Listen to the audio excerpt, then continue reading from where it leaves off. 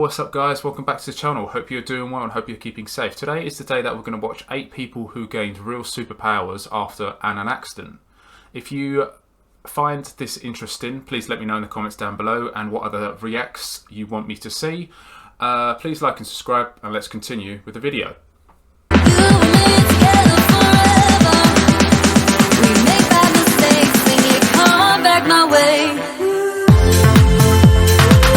Sorrell. When Orlando Sorrell was just 10 years old, he was as ordinary could be. He was doing nothing overtly special, but was competent at everything you would expect him to be. Then one day in 1979, he was playing sports with his friends when he was hit in the head with a baseball. To be clear, he wasn't wearing a helmet when he was playing, so the baseball hit him square in the left side of his head. That's what happens. You always have to wear the right gear to actually play sport. If you don't wear the right gear to play sport, this is what happens. Oh, people. One who knows the heft and solidarity of a baseball knows that this would cause some serious damage. And even Major League Baseball players have had serious injuries dealing with accidents like this. Ouch. In regard to Sorrell, he was knocked out, but when he came to, he seemed to be fine. However, a few days later, that started to change, and he started to get headaches. They started off basic enough, but then they got more and more intense, as well as more frequent, causing him pain that would cripple most 10-year-olds. But Sorrell was able to keep going, all the while being able to mask his pain from his parents. This is an important detail, because throughout all of this, Sorrell did not get any medical treatment for his condition. But then something happened. The headaches just stopped, which should have been the end of the story. Except that Sorrell noticed something different in his memories. Mainly, he could remember a lot more than he did before. He was able to remember various details about every single day, ever since he got hit in the head with the baseball, with clear accuracy, including noting the weather, what he ate, and what he wore that day, and much more. As if that wasn't enough of a superpower, he was also able to do what is known as calendrical calculations, which means he could predict when a certain day would fall in the week of any year. No one is sure how or why these things got rewired in his brain via the baseball hit, but his life was much different since then. Sorrell would go into the medical field and would undergo studies to see what caused his superpower to form. Number 7. Franco Magnani. In the 1960s, Franco Magnani... Wait, I'm still confused. I'm still confused. So you got hit by the baseball in the eye, or near the head around here, and you got superpowers from it. Dad, chuck me a baseball up here, please. I wanna, just right there. I wanna get superpowers, please. Just right here, please. All right, 3, yeah. Oh, I've got superpowers. What did I wear yesterday? Well, I went to the gym. I had a protein shake. I went for a run. I did deadlifts. I did back. What did I wear actually? I wore some shorts, a vest top, and some trainers. I've actually got superpowers. I can't believe that. Oh, I can't believe I've got superpowers. Thank you for hitting me. Fucking stupid. Really stupid. Magnani was an Italian immigrant, and he came to San Francisco in the United States in order to try and live a new life. But there was just one problem though. Almost as soon as he arrived in the city, he became sick. Deathly sick. No one is sure what exactly, but he is documented with having a fever that was so bad it made him delirious and have seizures. This kind of illness can change a person if they're in it for too long in regard to their health, but for Franco Magnani, it changed him in his mind. Because soon after he healed from his mysterious illness, he started having vivid dreams and vivid memories about something. His childhood home. Now, usually one might count this off as the memory trying to bring comfort to Magnani after his ordeal. But as he noted, he hadn't been to his childhood home of Pontito, Italy in over 30 years. I'm sorry, but that just looks so fake. That looks so fake. What the... Look at the mountains here. Like, what the fuck is going on here? which means that the memories shouldn't have been fresh or vivid. Wanting to get the memories out of his mind, he started to paint them based on what he remembered, something he rarely had done before as he was a cook and a woodworker primarily. Now, he should have been able to do something, but maybe not vivid and detailed pieces, right? Except after doing multiple pictures of incredible quality, someone went to Italy and took pictures of the places that were in the paintings. Now, aside from some perspective and zoom inconsistencies, which can be attributed to his memories via his height in childhood, they were perfect recreations. He had no reference outside of his memory, yet he was able to paint them perfectly just from memory. Magnani later became known as the memory artist and was known to sometimes drop everything mid-task because a new vivid memory had popped up in his mind that he knew he had to draw. His work is in art galleries where they're shown next to the real-life pictures so that people can see the startling accuracy of his work. And now for number 6. But first, let me know what superpower you wish you could have in the comments below. And be sure to... Yeah, tell me in the comments down below, what sort of power would you have? You only can choose one power. My superpower will probably be going back in time. So I'd like to go back in time to the 80s or the 90s. I'd like to see Michael Jackson. I think Michael Jackson was in the 70s. I don't really know. But yeah, I'd like to see those people go back in those days and live in those days to see how we never had technology like this. Like no mobile phones, no PCs, no consoles, no internet. Those times back then used to be, apparently my father and my mother said to me, used to be so fun because they used to go outside and play games. I mean, what did I just say? Oh my God, what did I just say? So basically used to go... used to play. What am I talking about? Used to go outside and play games and that's just in my memory now. Used to play games and used to play like football and all sorts of stuff.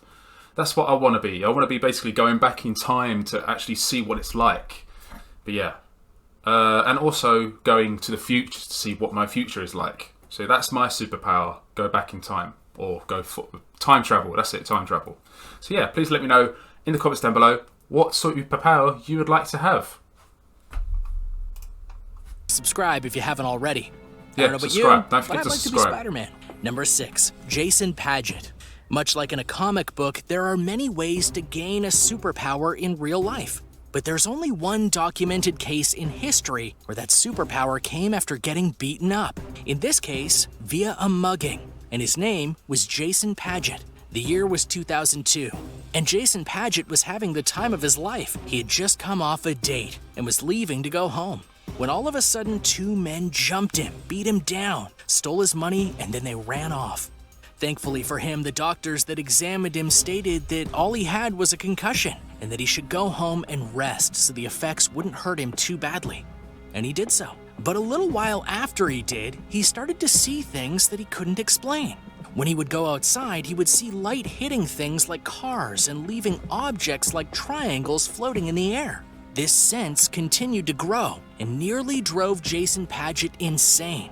So much so that he had multiple medical tests done to him and even had metal plates put into his head. For 3 years, he kept inside and to himself in order to try and fight what he saw. But eventually he gave up and decided to draw what he saw. And it was here that his superpower was discovered. Because he wasn't just drawing random shapes. Oh, that's tripping. That's tripping. He was drawing fractals. If you don't know, fractals are complex mathematical formulas that are said to make up the world in a math sense. To see them is enough of a superpower, but Jason Padgett was able to draw them in perfect clarity and precision, which is something that even math experts can't do at times. Padgett would go on to study math, something he really hadn't done before, and excel at number theory. He even wrote a book called Struck by Genius, talking about his mugging and how it came to change him. Number 5, Jim Carillo. In 1988, a man by the name of Jim Carillo was in a car accident, and he was 14 at the time. And while he survived, barely, his mother did not. As for Jim, while he was alive, he was in a coma. one that lasted for 6 weeks and had doctors wondering if he was ever going to make it out. When he woke up, it was sudden and random, and much to the shock of everyone there. But because of his coma status for 6 weeks, plus the trauma of the car accident, he had to go do physical therapy in order to get back to his life. Yet when he did, he was a much different person mentally, especially in regard to how he handled math. Because before his accident and coma, Jim Carillo didn't do well in math and had no interest in learning it. Yet after the accident, he flew through it. Carillo would take advanced math tests without studying, and he'd get perfect scores.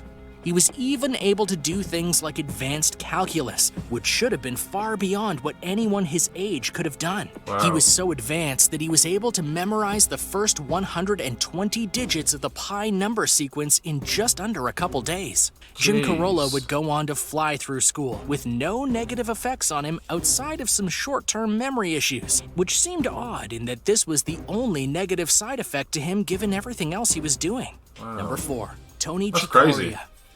In DC Comics, the character known as Barry Allen was struck by lightning that transformed him into the fastest man alive. But for Tony Chiarelli, he had a... Oh my word. Jeez. I actually thought that was just like a tattoo, but... Oh my god, the eye, the veins going down the side. Oh my god, that's crazy. Struck by lightning as well. That's mad. Formed him into the fastest man alive. But for Tony Chiarelli, he had a slightly different reaction when he got hit by a bolt from the blue. Just like Barry Allen, though, his strike was very unexpected, because during a thunderstorm, he decided to pull over and call his mother via a payphone. When the conversation was done, the lightning bolt came down, struck the phone, and electrocuted Chiarelli, which in fact in most cases would have ended up with him being dead on the spot. Yeah. Chiarelli himself thought he was dead, right before coming back to life. I floated up the stairs, my consciousness came with me. I saw my kids, had the realization that they would be okay. Then I was surrounded by a blue-white light, an enormous feeling of well-being and peace. The highest and lowest points of my life raced by me. I had the perception of accelerating, being drawn up. There was speed and direction. Then, as I was saying to myself, this is the most glorious feeling I've ever had, slam, I was back. A miracle by most definitions, but what happened next was very peculiar, as after a few days of shaking off the effects of the bolt, he had an urge to listen to piano music, which he'd never done before, never even had a lesson, yet the compulsion was there. And after a while, he decided that he wanted to play the piano because he had music going on in his head that wasn't like the piano music he listened to. Okay. It was original. Eventually, he wrote his own piece called the Lightning Sonata and has performed in places all over the United States, as well as been featured on TV shows, documentaries, and more. Number 3, Derek Amado. Okay. When it comes to origin stories of Assassin's Creed. Oh, great. I'm looking forward to the new one. This is going to be out. It's already out anyway, but yeah. The new Assassin's Creed looks epic. I can't wait for that. Powers in real life, you could argue that Derek Amado has one of the dumbest, because back in 2006, he was at a friend's party in Denver, Colorado, and he decided to dive headfirst into their pool, which would have been fine if it was deep, but it wasn't. Why would you do that? Oh my god, people these days. Why would you dive head first? Are you that dumb to do that? Always make sure you've got a perfect straight arms, put your head down between your arms and then dive.